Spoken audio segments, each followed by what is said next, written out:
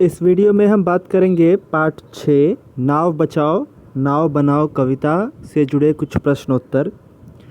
पृष्ठ संख्या 46 और पृष्ठ संख्या 47 की बात हम करेंगे।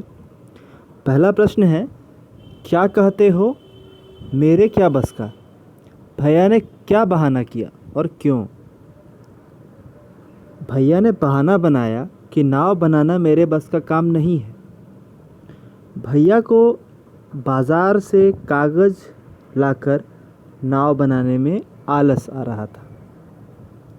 दूसरा क्वेश्चन है, बूंदे लहरों लड़ती बढ़ती, कौन बूंदों और लहरों से बढ़ते हुए आगे बढ़ रही है। तो उत्तर है, कागज़ की नाव बूंदें और लहरों से लड़ती हुई आगे बढ़ रही थी।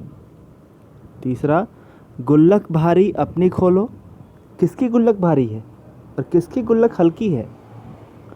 भैया की गुल्लक भारी है और बच्चे की गुल्लक हल्की है।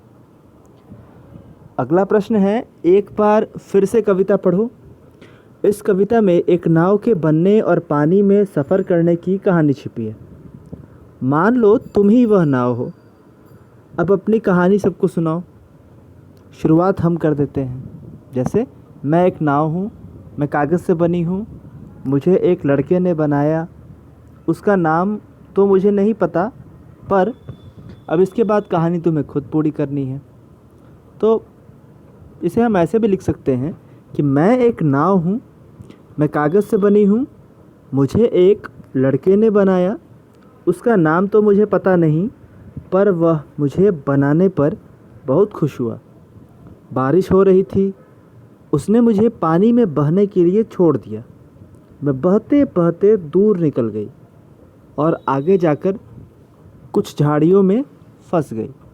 तब से मैं यहीं हूँ। मैं पानी के कारण गल चुकी हूँ और कभी भी प्राण त्याग सकती हूँ। कभी भी जो कागज़ की नाव है वह गल कर फट सकती है। अगला है पृष्ठ संख्या 47 का पहला प्रश्न, तुमने बरसात पर पहले भी कभी कोई कविता या लोकगीत सुना होगा, उसे नीचे दी गई जगह में लिखना है।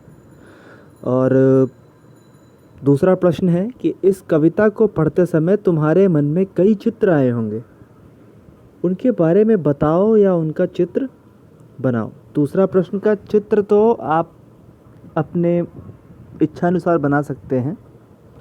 पहले से संबंधित बरसात पर एक कविता मैं यहाँ पर आपको बता दे रहा हूँ। जैसे, बरखा रानी आओ तुम, रिमझिम रिमझिम बरसो तुम, तपती धरती प्यासी बैठी, उसकी प्यास बुझाओ तुम, सरिता तुमसे रूठी बैठी, देर लगी आने में कैसे, जल्दी से पानी बरसाओ, उसको पानी देते जाओ।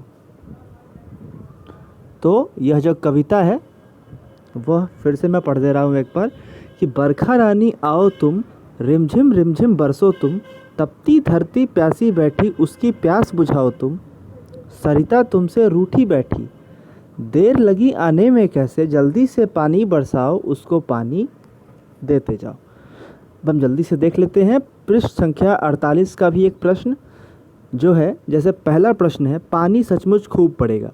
सचमुच, अब सचमुच जो शब्द है इसका मतलब क्या होता है, असलियत में या वास्तविकता में।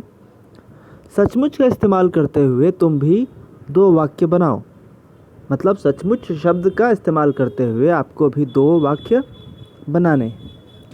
पहला हो सकता है, वह सचमुच बहुत भीग गया। मतलब वह वाकई में, वह दरअसल सच्चाई में वह बहुत भीग गया। और दूसरा है, वह सचमुच ही चला गया। वह सचमुच ही चला गया। तो आज की वीडियो में इतना ही। हम अगली वीडियो में देखेंगे अगले 2 पार्ट के प्रश्नोत्तर।